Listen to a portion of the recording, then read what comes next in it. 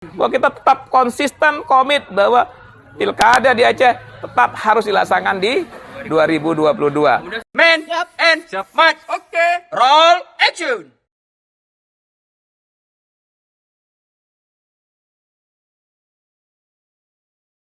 Assalamualaikum warahmatullahi wabarakatuh, sahabat-sahabat Ujung Barat. Ketemu lagi dengan saya Jika Setiadi. Hari ini kita berada di luar studio. Kita ada di Cafe Daud di Kiryat. Nah, hari ini kita bersama narasumber kita, perwakilan kita di Dewan di Jakarta. Bersama kita sudah ada Bapak Muslim SHIMM atau lebih akrab kita sapa Bang Muslim. Apa kabar, Bang? Alhamdulillah baik-baik. Assalamualaikum, Bang. Waalaikumsalam warahmatullahi wabarakatuh. Keadaan sehat, Bang, setelah melakukan perjalanan panjang? Alhamdulillah, kurang lebih sudah seminggu lebih lah perjalanan dari Medan, Langsa, Aceh Timur, Aceh Utara. Kemarin 2 hari yang lalu kita jemput Ketua Umum Demokrat Mas Ahaye dalam rangka safari Ramadan di Biren, Kota Juang. Sekaligus ketemu dengan seluruh ulama se-Aceh. Alhamdulillah berjalan sukses ya? Alhamdulillah cukup sukses dan beliau happy mengulangi sejarah yang dilakukan oleh Pak SBY dulu, sekarang dilanjutkan oleh putra beliau, ya kan. Tentu spirit inilah yang sebenarnya menjadi spirit anak-anak muda Aceh. Bagaimana perjuangan ini memang dibutuhkan suatu semangat, suatu niat yang tulus, jadi sehingga yang kita lakukan pun endingnya kan happy-nya lah buat kepentingan masyarakat, kepentingan bangsa dan negara. Ulama-ulama juga seperti apa, Bang? Jadi kemarin kan kebetulan pertemuan kita ini di Dayah Mudi Mesra, yaitu Walid Abu Mudi atau Pak Hasanul Basri. Jadi pertemuan dengan ulama itu sangat akrab, ya sangat dinamis ya, artinya bahwa itulah yang diharapkan. Mungkin ada beberapa pesan dari ulama bagaimana Partai Demokrat ini betul-betul terus membangun silaturahmi dan dekat dengan ulama. Itu yang diharapkan. Artinya bahwa dekat dengan ulama ini kan salah satu kunci bagaimana partai ini betul-betul berjalan tegak lurus dengan nilai-nilai keislamannya itu sendiri. Nah, impresi dari AHY-nya sendiri gimana? Saya pikir kunjungan yang kemarin itu. Beliau sangat happy. Sangat happy ya? Saking happy-nya beliau berkenan juga nginep di Pendopo Biren, khususnya di kamar Soekarno. Kenapa? Karena Pendopo Biren ini menurut saya ini kan salah satu sejarah perjalanan Indonesia, khususnya Presiden Soekarno dalam agresi militer kedua, di mana ada 12 hari Bung Karno memerintah Indonesia di Kabupaten Biren. Memindahkan ibu kota katanya ya. Ya, cuma memang sampai hari ini memang pemerintah kelihatannya belum mengakui itu. Iya kan?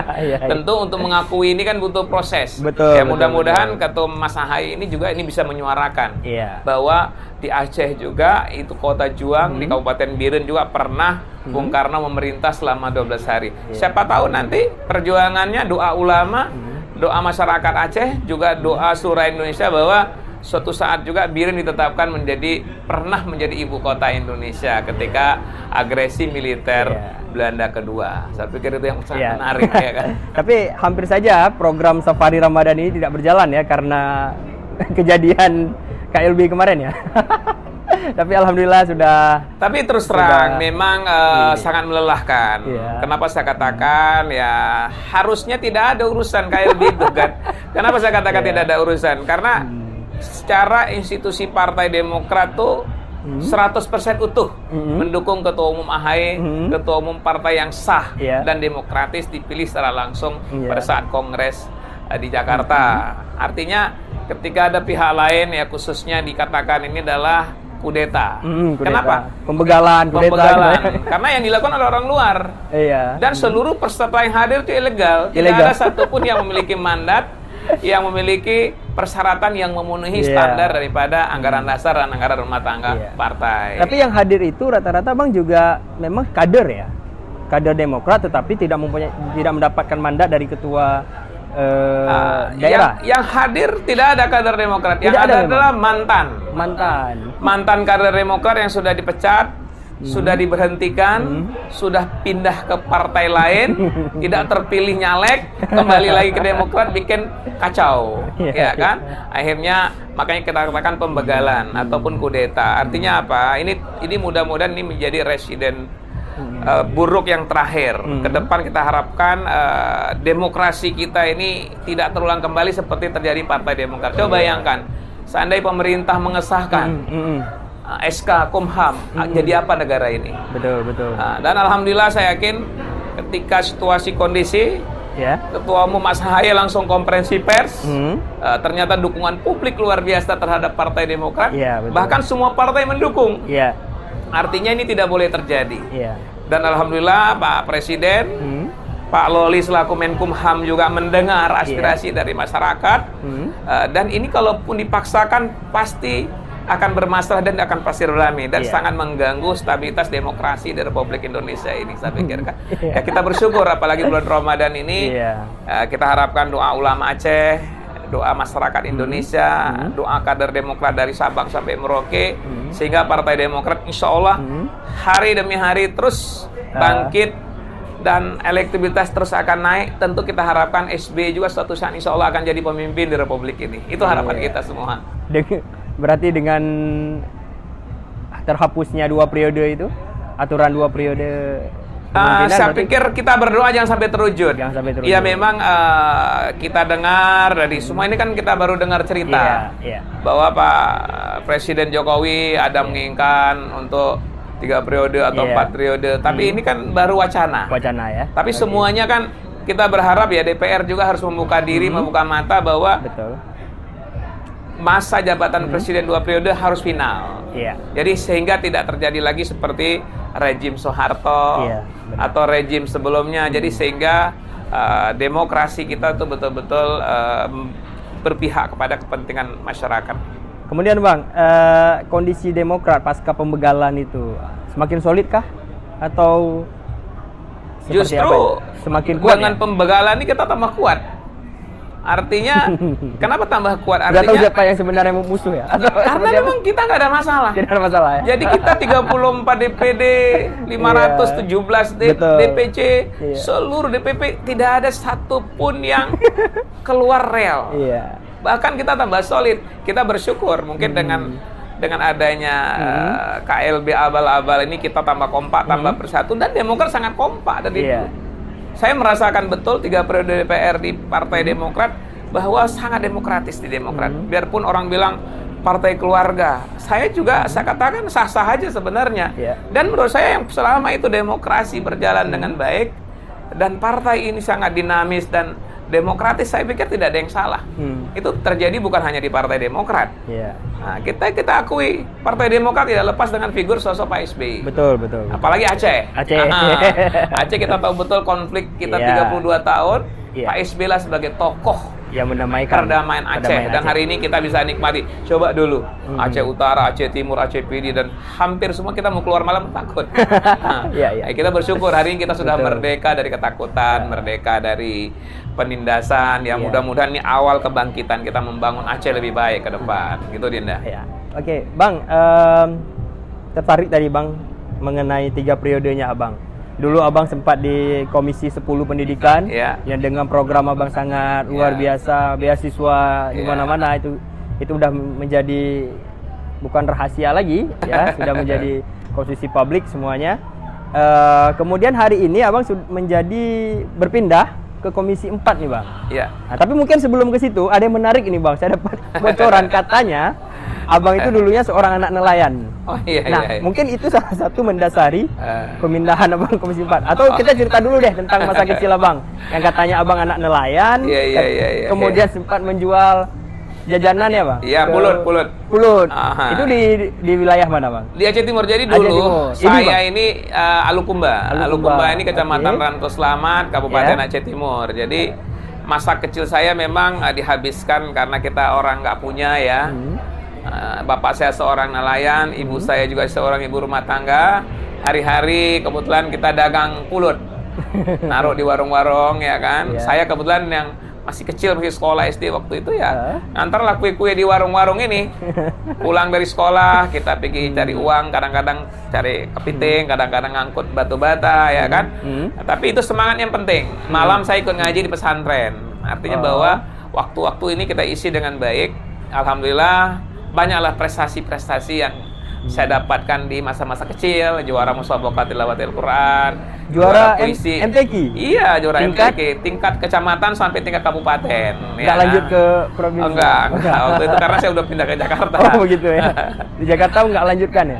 Jakarta enggak, lebih banyak sebagai jadi aktivis mahasiswa. Kalau dilanjutkan mungkin kita hari ini mengenal seorang ustadz muslim. Bukan seorang politisi. Jadi ya. Tengku ya dari Aceh. Itu waktu jualan jajanan untuk nelayan itu usia berapa? SMP, ya itu SMA, enggak SD itu. SD? Masih SD, masih ya berarti usia-usia ya 10 tahun lah ya. 8 tahun, 9 10 tahun lah ya. Karena saya memang dari kecil tuh hobi. Kita ya tentu di sisi lain kan kegiatan sebagai masih masa kecil kan banyak, kita main bola, ya kita main bulu tangkis, semualah dinikmati betul. Masa kecil saya mungkin termasuk paling bahagia, biarpun cari uang untuk sekolah, cari uang sendiri juga, ya kan, ngangkut batu bata misalnya, cari kepiting, cari udang, tapi semua itu kita nikmati banget. Apalagi di kampung saya kan belum ada listrik dulu. Jadi kalau kita belajar masih pakai lampu teplok itu kan. Jadi kalau saya dari kecil hobi nabung dulu. Hobi nabung. Lebih duit kita ngangkut batu bata itu, kadang-kadang sisa masukin di bambu kan. Pas Lebaran mau beli baju baru kan dibelah bambunya. Belah bambunya. Itu ya kan. Tapi semua ini menurut saya tuh menjadi motivasi dan semangat bahwa hidup ini tidak ada yang nggak mungkin. Selama kita mau, insya Allah semua akan jalan. Ya terus kita merangkak sekolah SMP di Langsa, SMP Negeri 2 Langsa, lanjut SMA Negeri 29 Jakarta. Ya disitulah banyak dinamika kehidupan ya. Jadi aktivis. Jadi aktivis mahasiswa 98 dulu ya kan. Terus bergabung di Pemuda Pancasila, jadi Sekjen Nasional di Sakma Pemuda Pancasila 2 periode. Terus saya di KNPI, di PSSI, di tinju, banyak sekali organisasi, di HIPMI, di Kadin ya. Semua ini adalah dalam bentuk membangun network. Alhamdulillah dengan 3 periode di DPR ini kan karena hubungan silaturahmi. Betul. Kan network tadi. Makanya saya berharap kepada adik-adik saya atau teman-teman saya semua yang masih punya spirit, yang masih kaum milenial tuh memanfaatkan waktu dengan baik. Rajin-rajinlah membangun silaturahmi. Hari ini menurut saya sangat banyak sarana prasarana yang kita bisa bangun network. Ada media sosial, ada Instagram, ada Twitter, ada Facebook. Gunakanlah dengan baik, gunakan dengan tepat. Jadi teknologi sudah mendukung gitu ya. Kenapa? Dulu kan nggak punya. Dulu orang handphonenya susah, ya kan? Nah, menurut saya ketika hari ini ada peluang seperti itu, kita aja teman-teman milenial ini pergunakan media sosial ini dengan baik dan tepat. Jadi sehingga bisa menghasilkan semua yang diharapkan, baik sisi ekonomi, sisi politik, semua dapatkan itu. Kita lihat banyak hari ini anak-anak muda yang sukses di dunia IT ya kan. Dan di dunia lain, tapi dikaitkan dengan IT-nya. Dengan IT tadi. Tinggal kita bagaimana memanfaatkan itu menjadi nilai yang sangat berharga itu. Nah, apakah kembali pertanyaan tadi, apakah karena latar belakang abang seorang anak nelayan dan kehidupan masa kecil abang seperti itu sehingga abang kembali berubah komisi di mungkin DPR? Sebelum ke situ saya ingin cerita sedikit ke belakang ya. Saya kebetulan hampir 2 periode di Komisi Pendidikan ya. Artinya saya melihat untuk membangun daerah ini kan yang dibutuhkan pertama kan sumber daya manusia. Salah satu sumber daya manusia kan pendidikan. Ya alhamdulillah ketika saya di Komisi Pendidikan banyak yang telah saya lakukan. Termasuk salah satu memperjuangkan penegrian beberapa universitas swasta menjadi negeri. Benar. Misalnya di Langsa, itu Universitas Samudra Langsa. Kita perjuangkan menjadi negeri. Kemudian di Melabuh, Universitas Teguh Umar kita perjuangkan negeri. Kemudian di Aceh Tengah ada Stand Gajah Putih, sudah negeri. Kemudian di Aceh Besar ada Institut Seni Budaya, itu pun kita perjuangkan jadi kampus negeri. Artinya apa? Mungkin di Indonesia hanya satu-satunya provinsi yang mempunyai 4 universitas negeri hanya provinsi Aceh. Sumatera Utara hanya 2, Sumatera Barat juga 2. Yaitu kalau di Aceh kan ada 4 universitas Unsia, ada Unimpres Malikul Saleh, Universitas Samudra Langsa, dan Universitas Teguh Umar. Belum lagi UIN, belum lagi IAIN, belum lagi STAN, belum lagi ISBI, belum lagi Politeknik. Artinya apa? Ini pemerintah telah memberikan yang terbaik untuk Aceh. Kenapa nggak kita kelola, kita manfaatkan, bisa lahirkan SDM yang bagus, ya kan? Makanya saya hari ini beralih ke Komisi 4. Salah satu tujuan saya adalah saya ingin melahirkan, mencetak ribuan petani-petani milenial, ribuan entrepreneur di bidang perikanan, di bidang pertanian, di bidang perkebunan. Kenapa saya katakan demikian? Ketika kita rewind kembali, historis Aceh ini adalah daerah rempah-rempah. Tapi hari ini mana? Masa kita hanya bangga dengan masa lalu, ya kan? Nanggro di Ubud, hasil melimpah, masa pemerintah Iskandar Muda. Kita bangga dengan masa lalu. Tapi hari ini harus kita wujudkan. Wujudkan gimana? Berarti kita harus kembali kepada alam. Kembali kepada potensi Indonesia, potensi Aceh yang luar biasa. Contoh sederhana.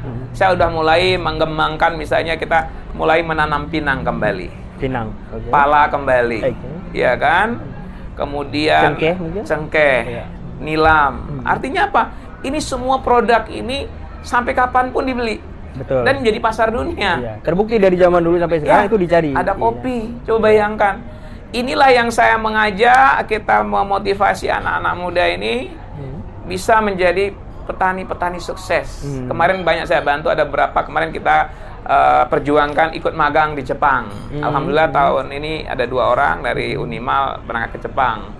Kemudian nanti kita fasilitasi untuk mereka ikut berbagai training-training baik pun di luar Jakarta maupun di Jakarta. Kemudian kita kemarin membantu banyak sekali penyuluh-penyuluh pertanian. Setelah saya tinjau di seluruh daerah itu, coba bayangkan penyuluh pertanian tidak punya fasilitas.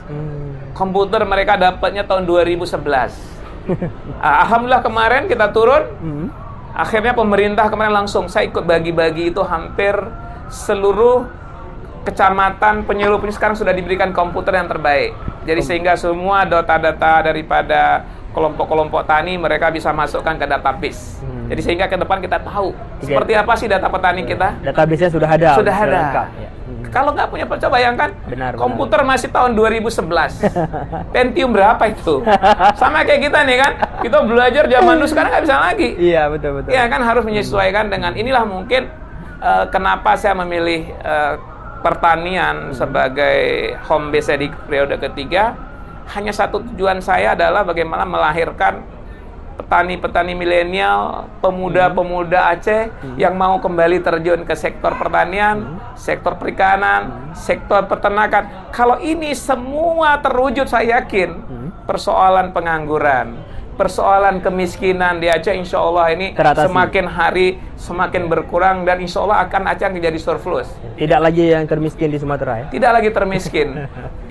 Kalau menurut saya kita nggak boleh marah, nggak boleh kecewa, nggak boleh sedih. Ketika Aceh ditetapkan menjadi provinsi paling miskin di Sumatera, justru kita harus semangat. Kita ingin tunjukkan suatu saat adalah Aceh harus provinsi terkaya di Sumatera. Bisa. Bisa. Ketika ini kita gerakkan semua sektor ini. Kita punya segala-galanya Aceh, daerah subur. Saya keliling tadi ke Lam Teba. Lam Teba Aceh Besar. Aceh Besar. Saya ingin mengembangkan di sana kawasan hortikultura ke depan. Saya ke Janto tadi. Saya lagi ke Aceh Tengah, Benemria, bagaimana mengembangkan alpukat. Kita lihat klaster, kemarin saya perjuangkan kurang lebih, kita usulkan ada 100 hektar untuk pinang betara. Iya kan? Kemudian kita kembangkan lagi jernang. Kemudian juga sekarang ada porang. Iya kan? Coba bayangkan ketika adik-adik kita, anak-anak lulusan daripada pertanian perikanan, dia mau terjun menjadi entrepreneur, coba bayangkan. Misalnya 1 orang bisa memperkerjakan 5. Kalau 1.000 orang udah berapa? Sudah 5.000 orang. Kalau 5.000 orang dia punya keluarga kali 3 sudah 15.000 orang. Kalau ini kita lakukan, saya yakin persoalan pengangguran di Aceh, persoalan kemiskinan di Aceh, insya Allah ini akan segera teratasi. Nah, inilah mungkin salah satu terinspirasi saya ini mau bergabung di Komisi 4. Gitu loh Dinda. Luar biasa nih Bang programnya ya. Dan itu menjadi juga salah satu programnya Demokrat secara nasional mungkin? Ya, kalau Demokrat kan jelas. Sudah jelas ya. kita punya moto di Demokrat itu, Partai Demokrat adalah partai nasional religius, partai yang santun, cerdas, dan bersih. Artinya apa? Kita ini dari dulu kan Partai Demokrat tidak pernah usil dengan orang lain. Makanya ketika Partai Demokrat dihajar, dibajak, dikudeta, kita pasti marah karena kita nggak pernah ganggu orang. Kita pun nggak mau diganggu gitu loh. Mudah-mudahan ini yang terakhir lah, janganlah ganggu-ganggu lagi Partai Demokrat, ya kan? Apalagi Partai Demokrat sekarang elektoral udah bagus. Betul. Iya kan? Nah, jadi kita tidak pernah ganggu siapapun. Kita hanya berharap kepada siapapun dia atau kepada siapapun, tolong kita semua demokrasi ini harus betul-betul kita jagalah. Kita selamatkan demokrasi ini betul-betul milik kepentingan semua masyarakat Indonesia, ya kan? Saya yakin masih percaya ada kata pepatah Bang yang mengatakan tidak ada perjuangan yang sia-sia dan tidak ada hasil yang mengkhianati sebuah perjuangan. Nah, di sini saya mau kasih bukti nyata perjuangannya Bang Muslim dulu memperjuangkan kampus-kampus swasta menjadi negeri. Di sini lulusan ISBI pertama nih Bang. Oh, alhamdulillah, siap. Ya, ini lulusan ISBI pertama, salah satu lulusan ISBI pertama. Berarti ini adalah hasil dari jerih payah upayanya Bang Muslim dulu melahirkan ISBI di Aceh. Ini kan sudah ada bukti nyata. Dan mungkin kita nanti 2-3 tahun lagi kita akan tunjukkan lagi ini pengusaha yang dulu dengan programnya Bang Muslim. Dan memang terus terang saya menarik saya sampaikan. Arti begini. Memang semua itu kan tidak ada yang seketika, butuh proses. Paling enggak 5 tahun, 10 tahun ke depan kita akan lihat hasilnya. Termasuk yang kita lakukan hari ini. Tentu semua ini kan saya nggak mungkin bisa kerja sendiri. Waktu itu ada Pak Menteri Menpan kita Pak Azwar Abu Bakar.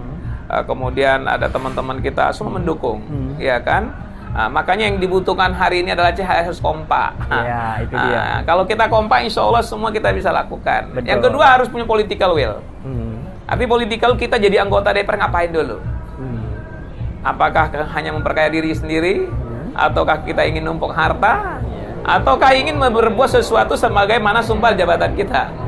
Makanya sebaik-baik manusia kan harus bermanfaat buat orang lain. Betul. Jadi artinya ketika kita jadi anggota DPR, bagaimana harus bermanfaat buat kepentingan rakyat, kepentingan masyarakat, kepentingan daerah pemilihan. Maka saya katakan tadi, kan nggak mungkin suatu saat orang nanya, Bang Muslim, apa sih hasil yang telah dicapai selama 3 periode? Coba bayangkan. Kan nggak mungkin, tuh ada rumah mewah saya, kan nggak mungkin. Ada mobil saya yang bagus, kan nggak mungkin. Nah, artinya ketika ada pertanyaan itu kita bisa jawab. Ini loh, kita memperjuangkan pendidikan, memperjuangkan sektor pertanian, sektor perikanan. Ini loh hasilnya. Hari ini misalnya di Aceh Timur kita sudah jadikan kawasan klaster pembudidaya udang Paname. Dan insya Allah ini akan besar. Saya sudah bicara dengan Pak Menteri KKP kemarin, Pak Wahyu Trenggono. Ini beliau juga lagi cari investor luar. Ini kita anggap paling besar nanti dikembangkan. Kalau ini terwujud, paling nggak kan akan menyerap sekian ribu tenaga kerja. Dan income per kapita masyarakat. Income per kapita akan bagus. Jadi menurut saya harus kita dukung siapapun pemerintah di Aceh hari ini. Apakah gubernur, bupati, apakah itu pengusaha. Berikan fasilitas buat mereka, permudah semua izin-izin mereka, jadi sehingga orang mau datang dan mau investasi di Aceh. Saya yakin sebuah daerah tanpa ada investasi, tanpa ada orang luar masuk, tidak akan berkembang dan tidak akan maju. Jadi kedatangan orang membawa investasi, wajib kita sambut, kasih karpet merah buat mereka. Jangan kita persulit. Ini problem di Aceh. Coba lihat di Vietnam. Vietnam ini hari luar biasa. Dulu Vietnam seperti Indonesia tahun 70-an. Tapi hari ini kita udah dalam hal tentu kita udah kalah dengan Vietnam. Karena mereka kasih karpet merah buat investor. Mungkin kita masih mengacu pada ini Bang. Ada pepatah yang bilang bahasa Aceh, pepatah Aceh sampai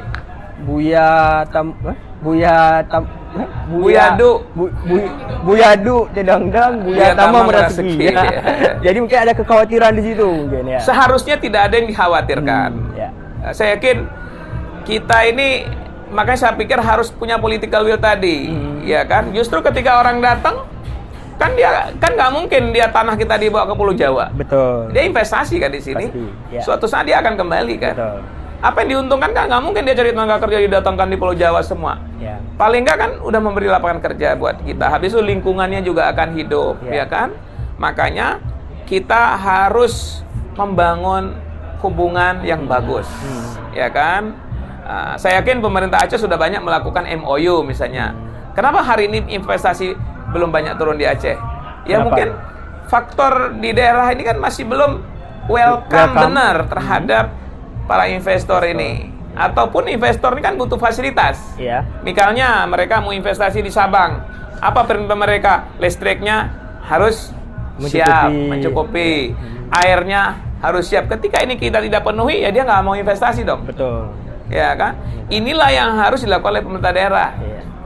Nah, jadi di samping dia membawa modal banyak, dia juga kasih syarat kita, lu bangun dong infrastruktur ini, ya kan? Makanya saya katakan tadi, sebagai pemimpin tuh harus punya political will. Kita bisa lihat banyak daerah-daerah lain di Pulau Jawa ini yang dulunya tertinggal sekarang menjadi kabupaten paling maju. Contohnya misalnya Banyuwangi. Iya. Banyuwangi itu daerah Berong dulu. Nah, hari ini menjadi salah satu kota terbaik di dunia di bidang pelayanan publik. Saya sering ke Banyuwangi, teman saya bupati di sana dulu, Abdullah Zuranas. Sekarang istrinya bupati. Coba bayangkan angka kemiskinan begitu drastis turun. Siapapun bisa mengakses publik. Iya. Berapa orang miskin bisa kita cek. Berapa investasi, semua bisa dicek. Artinya terbuka ke publik, termasuk penggunaan daripada dana desa. Jadi kita membangun tanggul 15 juta, ada itu bisa kita cek. Jadi kalau di situ semua terbuka ke publik, tidak ada lagi orang korupsi. Iya, iya. Persoalan yang mendasar di kita ini kan korupsi nih kan. Iya, betul. Nah, kenapa? Karena kita tidak terbuka.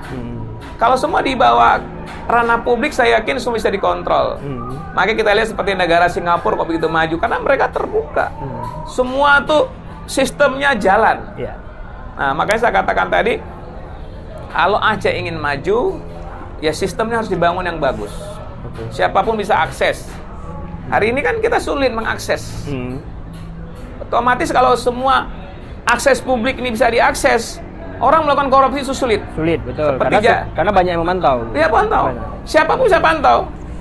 Kalau ini kita lakukan, saya yakin insya Allah ini Aceh bakal menjadi provinsi paling maju. Kenapa? Kita punya segala-galanya, Dinda. Iya. Kita punya sumber daya alam yang kaya. Kita punya laut. Kita punya gunung, daerah subur seperti Takengon, Benem Ria. Saya sudah sampaikan semalam dengan Ketua DPRD Aceh Tengah. Kalau saya bilang jadi Bupati Aceh Tengah, pertama yang saya kembangkan adalah sektor pariwisatanya. Karena di sana sudah dikenal dengan kopi gayonya. Betul. Coba bayangkan apa suatu saat nggak datang 10 juta orang ke Aceh Tengah Benem Ria. Ya kan, apa dia punya danau yang indah, laut tawar. Dia punya pantan trong, dia punya bor telege, dia punya danau di atas gunung di atas 1.800 mPCL. Artinya apa? Kita kaya. Pertanyaannya, kembali lagi, political will kita mau atau tidak? Kan gitu kan? Benar. Nah, jadi menurut saya, yang penting buat saya, adik-adik saya semua, anak-anak muda Aceh, anak milenial hari ini, pergunakan waktu dan kesempatan dengan baik. Ya. Kalau ini kita lakukan, insya Allah ini kita bisa sukses. Saling mendukung. Jangan ada lagi penyakit SMS kita ini. Apa itu, susah mula orang seneng, seneng orang susah. Ya kan? Tapi sekarang yang sedang heboh di Aceh ini penyakit apa? PMS ya, Rahmat ya? Apa itu? Penundaan sementara Pilkada Aceh 2020. Oh iya. Nah, itu gimana, Bang? Menurut dan pandangan secara Abang di Demokratnya sendiri? Kalau Demokrat saya pikir final. Bahwa Demokrat dari sejak awal kita konsisten tetap supaya Pilkada tetap dijalankan 2022 ini. Nah, kenapa saya katakan? Kalau ini digeser, kita sangat rugi sebagai Partai Demokrat. Apalagi Aceh, kita punya kekhususan. Undang-undang otonomi khusus, MOU Helsinki. Bahkan kemarin mungkin partai yang pertama ya saya lah. Partai Demokrat lah yang menerima teman-teman dari DPR Aceh. Saya terima di DPR. Kita panggil fraksi Demokrat, kita terima resmi bahwa kita kawal supaya Partai Demokrat adalah partai yang terdepan memperjuangkan Pilkada tetap di 2022.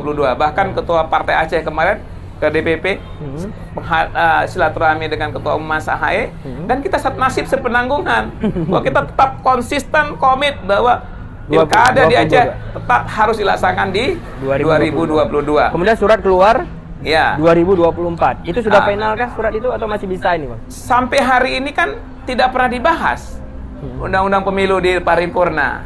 Ya, kalau pemahaman kita ya berarti kalau nggak dibahas berarti lari ke 2024. Iya kan? Iya.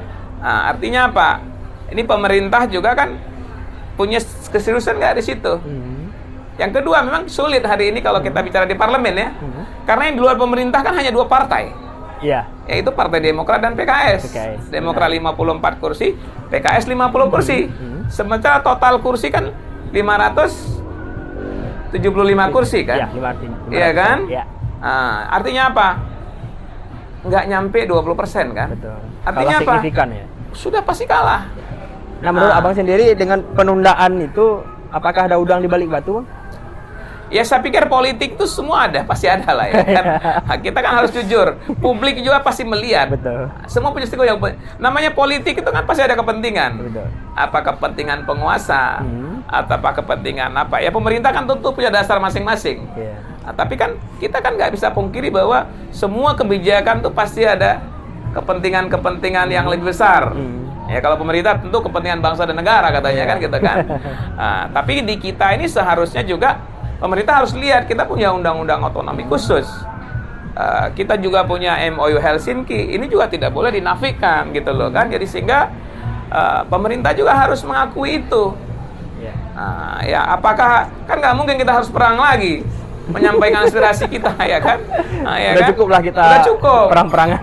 Tentu kita berharap kepada pemerintah juga harus bijak ya kan supaya kalau ini terus digabung ke 2024 menurut saya ini dengan kekosongan waktu yang panjang ini dengan PJ ini menurut saya daerah sangat dirugikan. Betul. Jadi sehingga nanti perputaran ataupun penggunaan dana-dana APBK atau APBA ini saya yakin pasti juga terkendala proses pembangunan di daerah. Ya pemerintah saya tidak tahu seperti apa.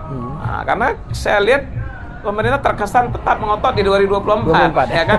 Biarpun secara politik sampai hari ini belum ada keputusan final. DPR juga belum pernah ketok palu berkaitan 2024. Berarti masih bisa ada perubahan di situ ya. Kembali kepada pemerintah. Iya. DPR tentu hari ini Partai PKS, Demokrat kan konsisten. Iya. Bahkan sebenarnya awalnya ada Golkar, Nasdem segala macam. Nah, tapi terakhir karena mereka partai koalisi pemerintah mau nggak mau sudah ada komunikasi kan. Ya pasti larinya ke sana lagi gitu loh. Nah, pertanyaan terakhir mungkin Bang. Kalaupun ditunda atau tidak ditunda di 2022, apakah Demokrat Aceh tetap mencalonkan Pak Noval? Saya pikir Kira-kira? Atau ada nama lain? Persoalan pencalonan gubernur kan masih panjang. Ya, persoalan figur saya pikir ini kita serahkan semua ke DPP. Iya. Karena kan kita juga ada mekanisme, bahwa untuk pemilihan gubernur ini ranahnya kan DPP. Nah, tentu untuk menjadi seorang gubernur ini tentu kan harus ada persyaratannya. Nanti kita lihat Pak Noval seperti apa nanti, apakah elektabilitasnya segala macam. Tentu kan semua ada pertimbangan khusus sehingga kita harapkan Demokrat juga bisa memenangkan kompetisi pilkada lagi ke depan. Ya. Nah, kemudian ada isu-isu yang berkembang nama Abang juga menjadi salah satu kandidat katanya, Bang. Kayaknya sih hoax itu ya. Oke. Artinya bahwa langsung diklarifikasi hoax itu nggak ada. Artinya kita pun semua sebagai kader saya pikir semua kita serahkan kepada DPP ya kan. Tentu siapapun nanti yang akan ditunjuk oleh partai semua berdasarkan kriteria pasti kita harapkan yang terbaik. Ya, artinya apa? Kita harapkan gubernur siapapun ke Aceh ke depan ini kan harus memberikan kesejahteraan ya kan, memperbaiki semua sistem yang ada. Jadi sehingga kita tidak lagi dicap nanti macam-macam terhadap Aceh, ya kan? Betul. Mungkin dengan dia disampaikan Aceh sebagai hasil bahwa provinsi termiskin, saya pikir di era Pak Nova ini cukup banyak juga yang dia kerjakan. Benar. Ya, terobosan-terobosan bisa dibilang infrastruktur dan lain. Tapi kan semua juga butuh proses, tidak semerta-merta simsalabim. Mungkin dari satu sisi is okay. Di sisi lain kan nggak boleh kita tutupi juga. Betul. Nah, karena kan masalah itu kan dari semua lini ya. Iyalah. Yang harus kita benahi. Tapi itu harus kita jadikan tantangan. Harus kita jadikan motivasi kita bahwa ketika kita bilang oh kamu nih masih jauh, nggak apa-apa. Buktinya banyak sekali orang yang tadinya elektabilitasnya rendah, karena dia tahu akhirnya dia pakai berbagai malah dia yang menang. Malah yang elektabilitas tinggi malah kalah. Malah kalah. Itu kan nggak bisa jamin kan? Betul, betul. Nah, makanya menurut saya ketika kita hari ini dibilang provinsi termiskin, kita akan membenah diri kan? Betul. Kan nggak untuk kemudian tiba-tiba kita langsung naik di ranking terbaik. Bisa aja kan? Bisa saja. Makanya saya katakan tadi harus punya political will betul. Nggak boleh kita saling menyalahkan. Tentu sebagai fungsi kontrol kan wajib. Ya. Misalnya mahasiswa melakukan berbagai pernyataan sikap, silakan. Saya pikir itu kan dengan demokrasi, silakan. Tapi dengan catatan semua dilakukan dalam rangka memberi masukan untuk perbaikan, untuk kesejahteraan daripada masyarakat Aceh ya. Mungkin terakhir pesan saya buat adik-adik saya, mungkin terutama yang sekaligus muda-muda. Closing statement Abang. Boleh juga mungkin langsung ke kamera itu Bang, 1-2 menit ke seluruh masyarakat Aceh pada khususnya. Ya. Pertama, tentu dari semua yang kita diskusikan hari ini, pesan saya buat khususnya generasi muda Aceh, khususnya buat masyarakat Aceh, dimanapun berada, mari sama-sama kita saling dukung, saling membantu, jadi sehingga persoalan-persoalan Aceh ke depan ini kita lebih kompak, ya kan, lebih mandiri, ya kan, lebih kuat kita hadapi semua ujian-ujian ini dengan terobosan-terobosan yang strategis, ya kan. Yang kedua tentunya buat anak-anak muda Aceh, khususnya kaum milenial di Aceh, ya kan, tolong manfaatkan waktu dengan baik. Peluang ini sangat besar di Aceh. Makanya saya berharap, ayo yang mau jadi petani milenial silakan, yang mau jadi pemuda petani silakan, yang mau jadi bidang usaha perikanan silakan. Artinya sangat terbuka. Nah, jadi tentunya kita harapkan dengan semua peluang dan potensi ini kita bisa kelola dengan baik, kita bisa lakukan dengan terbaik sehingga ke depan persoalan pengangguran, persoalan kemiskinan insya Allah semakin hari itu semakin rendah dan kita harapkan ini bisa menjadi solusi yang terbaik. Dengan catatan pesan saya, mari kita kompaklah, bersatu, pergunakanlah waktu dengan baik. Tentu disiplin nomor 1. Kalau kita yakin disiplin dengan baik, insya Allah kita bisa sukses di semua sektor yang ada di potensi yang ada di Aceh hari ini. Amin. Nah, terima kasih Bang atas kesempatannya ini berbagi informasi dan saling sharing kita nih Bang. Amin, amin, amin. Jadi sahabat-sahabat Ujung Barat, sebelum kita akhiri, kami dari tim Ujung Barat Official dan bersama dengan Bang Muslim, kami turut berduka cita sebesar-besarnya atas musibah yang terjadi. Para pahlawan di laut yang menjaga kedaulatan Republik Indonesia telah gugur dengan tenggelamnya KRI Nanggala di perairan Bali. Ya, itu mungkin kita juga menyampaikan turut prihatin tentunya, turut belasungkawa juga. Hari ini saya yakin bahwa kejadian tenggelamnya kapal selam ini adalah nomor 4, yang keempat di dunia. Artinya jarang sekali terjadi. Artinya mudah-mudahan ini menjadi catatan buat kita semua, termasuk juga buat TNI dalam rangka memperbaiki alutsistanya. Kenapa ini kan prajurit-prajurit terbaik. Tentu kita tidak boleh saling menyalahkan hari ini, tapi jadikan ini sebagai evaluasi buat kita semua bahwa kita doakan semua yang musibah ini diberikan tempat yang terbaik oleh Allah. Tentu juga kita semua harus tetap menjaga kekompakan dan persatuan kita demi mewujudkan Indonesia lebih baik ke depan dan lebih maju ke depan. Terima kasih. Saya ucapkan wassalamualaikum warahmatullahi wabarakatuh.